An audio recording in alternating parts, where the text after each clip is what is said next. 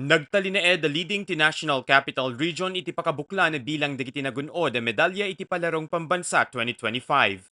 Iti partial and official medal tally as of 4:28 p.m. itang aldaw, nakagunuden ti NCR iti 151 medals, 73 kadigitoy iti gold, 51 na silver ken 27 na bronze.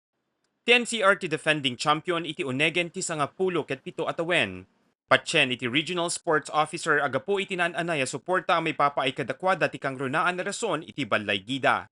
Siguro po yung consistent po na training ng mga athletes, gano'n din po sa mga coaches na nabibigyan po ng malaking suporta ng aming mahal na direktor at gano'n din po ng mga LGU division offices at mga respective schools.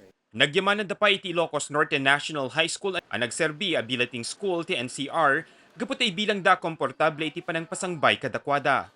Malaking bagay po na dito po kami sa Ilocos Norte National High School na nakabilit dahil historically sir, ang NCR po ay laging nakabilit sa dulo o sa malayong lugar. But for this year, we're fortunate po na dito sa Ilocos Norte National High School na napakalapit po sa mga playing venues. At banggitin ko po sir na napaka-komportable po ng aming accommodation sa ano po ito, pamumuno po ng principal na si Dr. Jerry Carion.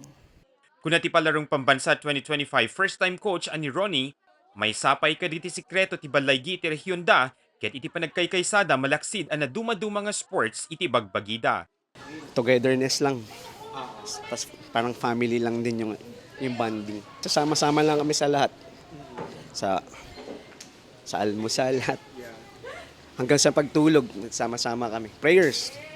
Number one, prayers. Sumagmamanon na record iti na break dagiti atleta iti rehiyon bayat iti Palarong Pambansa 2025. May sadituyan ni Seth Blessy Placido ang nangabak iti 2,000-meter walk iti secondary girls nusa dinno alinagpas na iti lumba iti uneglaeng iti 10 minutes and 15 seconds.